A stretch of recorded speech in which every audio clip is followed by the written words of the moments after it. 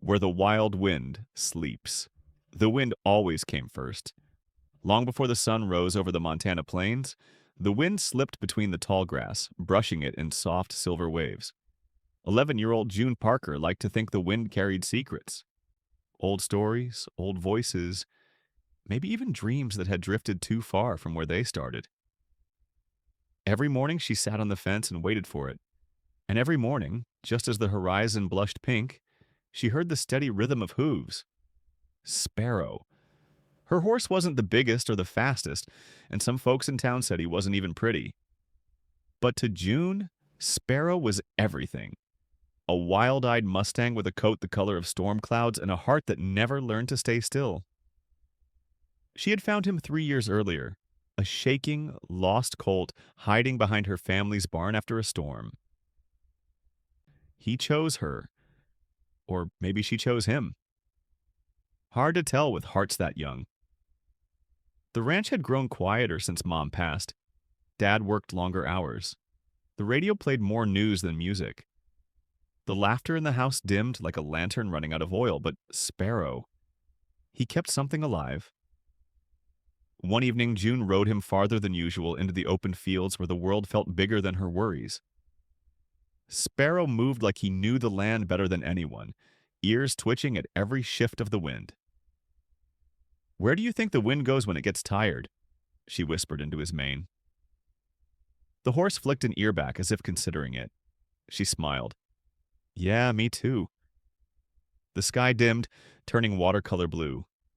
June leaned forward, resting her cheek against Sparrow's neck. Warm, solid, real. She didn't want to go home yet.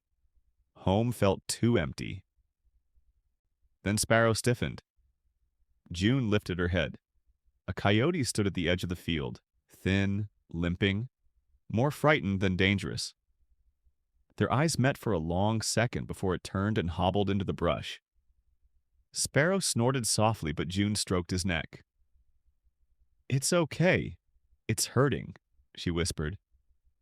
Sparrow relaxed beneath her hand, the way he always did when he understood her voice more than the words. Later that night, the ranch lights glowed warm through the windows. Dad sat at the table, sorting bills he tried to hide from her. His shoulders looked heavier than usual.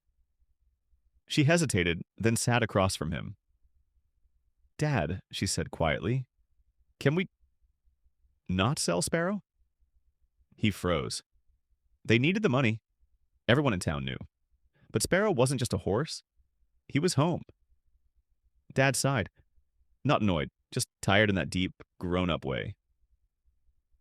"I don't want to," he said, "but I don't know how we'll make it through winter." June swallowed. Sparrow meant everything, and losing him would feel like losing Mom all over again. The next morning, she woke before sunrise and walked to the field. Sparrow lifted his head when he saw her, ears pricked, eyes bright. June wrapped her arms around his neck.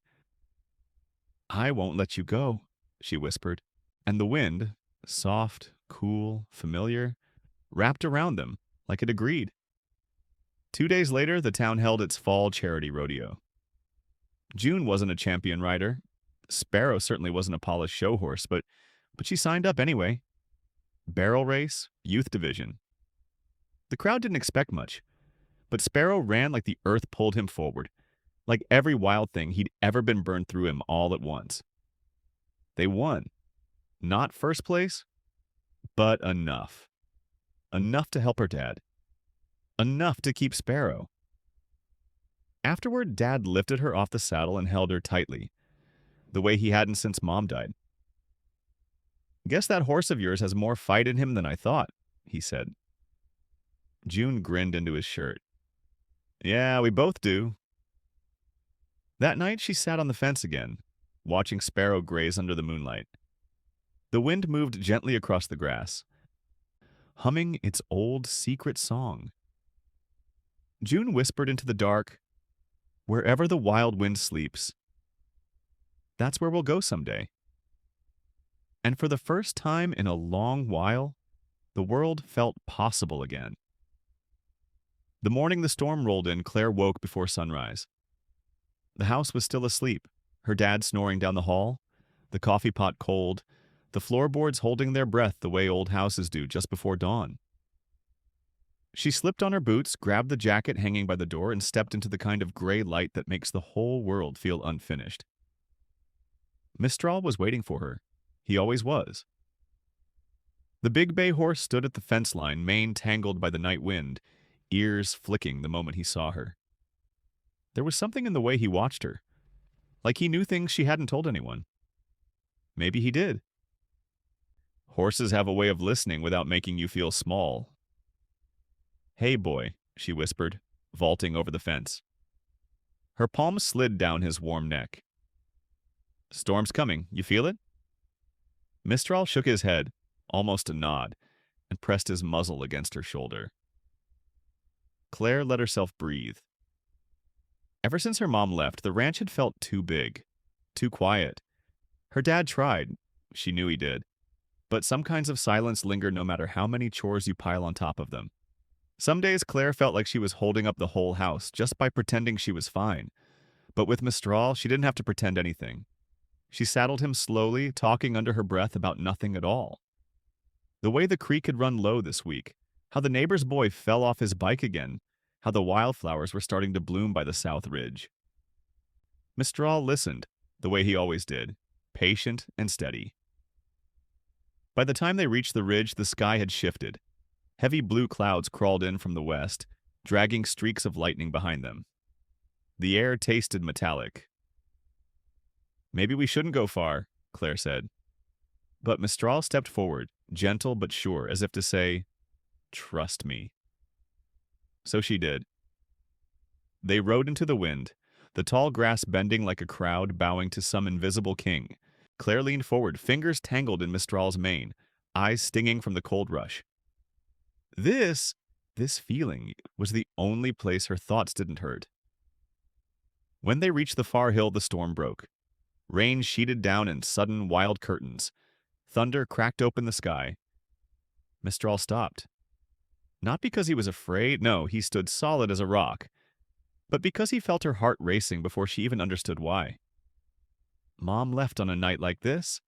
Claire whispered, rain mixing with the heat on her cheeks. She hadn't planned to say that out loud. She hadn't said it to anyone, and not even her dad. Mistral lifted his head, breath warm against her collarbone. "You stayed," Claire said, voice trembling. "You always stay." The storm raged around them, wind, rain, thunder, but inside the small circle of space between girl and horse, there was only stillness. For the first time since her mother disappeared down that long, winding driveway, Claire didn't feel abandoned. She just felt held. Mistral nudged her again, more insistent this time, and Claire nodded, wiping her face with the back of her sleeve. "Okay, boy, let's go home." They rode back through the storm, not running, not rushing, just moving steady, like the whole world had slowed its heartbeat to match theirs. When they reached the ranch gate, Claire's dad was standing on the porch, soaked to the bone, fear written plain across his face. "Claire!" he shouted, racing down the steps. I thought... She slid off Mistral and wrapped her arms around him before he could finish. "I'm here," she said, voice muffled against his jacket. "I'm okay." He held her tight, trembling harder than the rain. Behind them, Mistral stood quietly, steam rising from his warm coat, watching them with those deep, knowing eyes. Claire reached out and touched his cheek. "You brought her back," her dad whispered, looking at the horse as if seeing him for the first time. "No," Claire said softly. "He just stayed. When I needed someone to." Her dad nodded, the kind of nod a man makes when something inside him finally loosens. They walked toward the house, the storm easing behind them, the sky already brighter at the edges. Before stepping inside, Claire turned back. Mistral was standing by the fence again, tail flicking, rain dripping from his mane. The wind curled gently through the grass, soft enough to sound like a sigh. And for the first time, Claire understood why they called this place where the wild wind sleeps. Because some storms don't break you. Some storms bring you home. Lena didn't go back to the ranch right away. Instead, she led Dusty along the narrow trail behind the hills, the one nobody used anymore because it was rocky and twisted like an old scar. The sun hung low, brushing the sky in soft amber, and Dusty's footsteps crunched against the earth in a slow, steady rhythm. Lena kept one hand on his warm neck. It grounded her. It always had. She was 12 now, old enough, according to her mother, to act proper, but still young enough to feel the world tugging her in every direction at once. Everything in her life felt louder these days. School, chores, expectations. But Dusty was quiet. He didn't judge. He didn't interrupt. He just was. Solid. Patient. As if he carried a small piece of peace inside him. "Promise me you won't grow up too fast," she whispered. Dusty flicked his ears like he'd heard every word. They reached the clearing, the one Lena secretly thought belonged to them alone. A fallen tree lay across the edge, shaped almost like a bench, and tiny white wildflowers dotted the grass. The wind here was softer, like it had gotten tired by the time it reached this place. Lena sat on the tree trunk while Dusty grazed nearby. She closed her eyes. And for a moment, it felt like the world remembered how to breathe. It was the rustling that snapped her back. Not the normal kind. Well, not wind, not birds, not the creak of an old branch. This was sharper.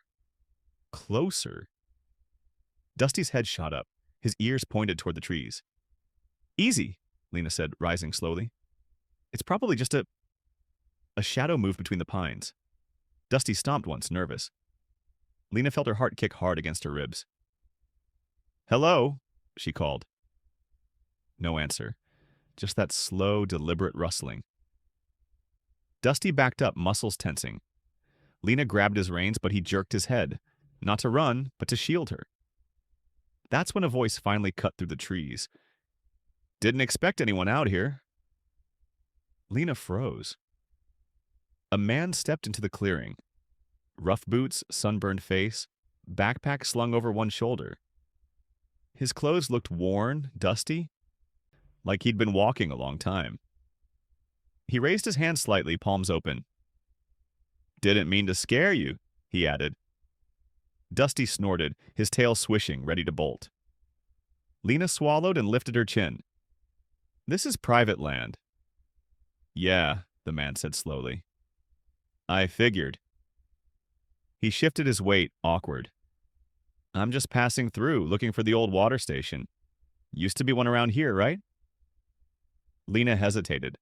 Nobody used that place anymore, but still. Something about the man felt off balance, like a stray who didn't know where to rest. "It's farther down," she finally said. "Past the ridge." He nodded, adjusting his backpack. But just as he turned to leave, he paused. "You take good care of that horse," he said softly. "Not many folks do anymore." Then he disappeared back into the trees. Lena stood there long after the rustling faded.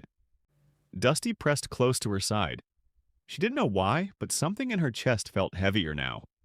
Like the day had shifted, like she had stepped into a story she didn't fully understand yet. She buried her fingers in Dusty's mane. "Come on," she whispered. "Let's go home." But as they walked back toward the trail, she kept glancing over her shoulder. Just in case. The wind, usually gentle in the clearing, blew colder now, almost like it was trying to warn her. Lena didn't say a word for the first few minutes of the walk back. Dusty kept close, brushing her arm now and then with his warm shoulder, as if reminding her he was there, or that she wasn't alone out on that trail, no matter how strange the world suddenly felt. Behind them, the hills glowed with late sunlight, long shadows stretching like dark fingers across the ground. She tried not to think about the man, tried not to think about the way he moved. Tired, uneven, or the way his voice sounded like someone who hadn't spoken to another person in a long time. But Dusty kept glancing back. And horses didn't lie. When they reached the ridge, the ranch finally came into view. The white fences, the barn roof catching the last gold of the day. Her mother's blue truck parked crookedly in the driveway like always. Home. Except Lena didn't feel the usual relief, not tonight. Dusty snorted, as if urging her to keep going, so she loosened her grip on his reins and started down the slope. As they walked through the gate, her mother stepped out of the barn, gloves tucked into her back pocket, her hair tied up in the messy knot she wore when she'd been working too long. "There you are," she said, wiping sweat from her forehead. "I was starting to—" But she paused, really looked at Lena, at the tightness in her shoulders, at Dusty's tense posture. What happened? Lena opened her mouth, closed it. The words got tangled. "There was someone," she finally said. "In the clearing." Her mother stiffened almost imperceptibly. "What kind of someone?" she asked, voice steady, but her eyes sharp. "A man," Lena said, "with a backpack. He looked tired, lost maybe. He asked about the old water station." Her mother exhaled slowly, too slowly, like she'd been expecting this. "Did he give you a name?" she asked. Lena shook her head. "Did he touch you? Come close?" "No," Lena said quickly. "He stayed back. He wasn't mean, just strange." Her mother looked past her toward the hills. "All right," she said quietly. "Go on inside. Wash up for dinner. I'll talk to Sheriff Carter." "But, Lena?" Her mother's voice left no room to argue. "I need you safe right now." Safe? That word hit Lena harder than she expected. She led Dusty to his stall, brushed him down, and gave him fresh hay. His muscles had finally relaxed, but his eyes still tracked every sound outside, every shifting of wind, every creak of wood. "It's okay," she whispered, resting her forehead against his. "We're home." But Dusty wasn't convinced, and deep down, neither was she. Inside the house, the windows rattled softly in the evening breeze. The ranch felt different, heavier, like a room after someone's argument, even if no one had argued yet. Lena washed her hands, splashed cool water on her face, and tried to shake the strange feeling clinging to her. She kept replaying the man's words. "You take good care of that horse. Not many folks do anymore." Why would he say that? Why did it sound like he knew something? During dinner, her mother was quiet, too quiet, listening for every sound outside. Even the dog seemed unsettled, pacing the kitchen instead of lying by the door like usual. After a long silence, her mother finally said, "Lena, don't go past the ridge tomorrow. Or the next day. Stay close to the ranch." Lena felt her heart twist. "Is it because of him?" she whispered. Her mother didn't answer immediately. She stared at her plate, jaw tight. "Some folks wander," she said finally. "And some folks are running from something." Lena swallowed, a cold knot settling in her stomach. "What do you think he's running from?" Her mother looked up then, and the fear in her eyes wasn't loud, but it was real. "I don't know," she said softly, "but I think he's not the only one who came back to these hills." Lena's breath caught. Dusty, outside, let out a sharp whinny. And somewhere beyond the barn, in the darkness spreading across the hills, something moved. Something neither of them could see. Something that wasn't the wind. The ranch lights glowed warm by the time Lena and Dusty reached the gate. Evening had settled in, and a deep, quiet blue that made the world feel smaller, safer. But Lena couldn't shake the feeling that something had followed her from the clearing. Not the man. Not exactly. More like the weight of being old enough to understand when something isn't quite right. Her mom was on the porch, arms folded, a familiar silhouette against the light. "You're late," she said, not angry. "Just worried in that way grown-ups try to hide." Lena slid off Dusty, her boots hitting the dirt with a soft thud. "Sorry, we, stayed longer, lost track of time." Her mom studied her for a moment, the flushed cheeks, the restless eyes, the way Dusty kept nudging at her shoulder like he wanted to say more than she could. "You all right?" she asked. Lena hesitated. The truth sat heavy on her tongue. The man, the shadow, the strange chill in the clearing. But she wasn't sure how to explain it, not without sounding scared, or worse, childish. "Yeah," she finally said. "Just tired." Her mom nodded, kissed the top of her head, and went inside. Lena led Dusty to the stables, brushing him down until his coat shone warm under the lantern light. He leaned into her shoulder, huffing softly and not anxious anymore, more like he was reminding her he was there. "I know," she whispered. "I didn't like it either." When she turned to leave, Dusty nudged her one more time, gentle but insistent. Lena paused. Outside, the wind swept across the fields, cool and steady. The same wind that carried secrets through the hills. The same wind that whispered differently tonight. Lena went back to the stable door and looked out toward the dark line of trees behind the hills. Nothing moved, but she didn't need to see anything to feel it. Something was changing. Not something dangerous, just something new? Like the world had finally noticed she wasn't a little girl anymore. She placed her palm on Dusty's neck. "We're okay," she said softly. "As long as we've got each other." Dusty's ear flicked toward her voice, a quiet agreement. Lena tugged the stable door closed, the latch clicking into place. She took one last look at the hills before heading toward the house. Toward the warm kitchen light, toward tomorrow's chores and school and all the ordinary things waiting for her. But deep down she knew the trail behind the hills would never feel the same again. Not because it was dangerous, but because she had crossed a line inside herself, into a world where moments mattered, where small decisions rippled out into bigger ones, where the wild wind slept, and sometimes woke up just long enough to show her who she was becoming. Lena didn't sleep much that night. Every time she drifted off, she saw the man's silhouette blending with the trees, the wind whispering warnings she couldn't quite shape into words. When dawn finally came, she slipped out of bed, boots half-laced, and hurried to the barn.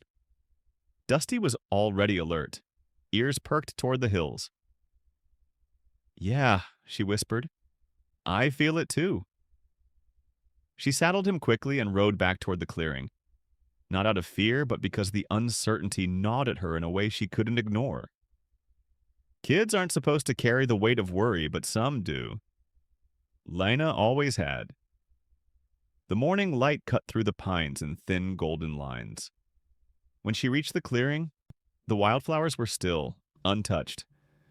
The fallen tree, the soft earth, the gentle wind, everything looked the same. Except for one thing. On the old log where she'd sat yesterday lay a canteen. Dented but clean. Not hers. Not anything that belonged here. A small piece of paper was tucked under it. Lena unfolded it with shaking fingers. "Didn't mean to scare you. Thanks for pointing me the right way. You and that horse, keep trusting each other. You'll be all right." No name. Just a small drawing beneath the words. A horse's head, sketched quickly but with surprising gentleness. Lena exhaled slowly. The knot in her chest loosened. Whatever story the man carried, it wasn't meant to collide with hers. Just brush against it for a moment, like two travelers on different trails. She tucked the note into her pocket and looked at Dusty. "Come on," she said, stroking his neck. "Let's go home." As they left the clearing, the wind shifted. Warmer now, almost soft enough to hum. Lena didn't know what the future held or what kind of storms waited behind the hills. But she knew this. Dusty would be there, and as long as the wild wind slept in these valleys, she wouldn't be facing any of it alone. If this story touched you, even in that quiet, unexpected way, stick around. Hit subscribe, tap like, and share this video with someone who still believes in second chances, wild winds, and the bond between a girl and her horse. And if you want more stories like this, warm, human, a little magical in their own quiet way, You're exactly where you need to be. More journeys are waiting. Let's ride into them together.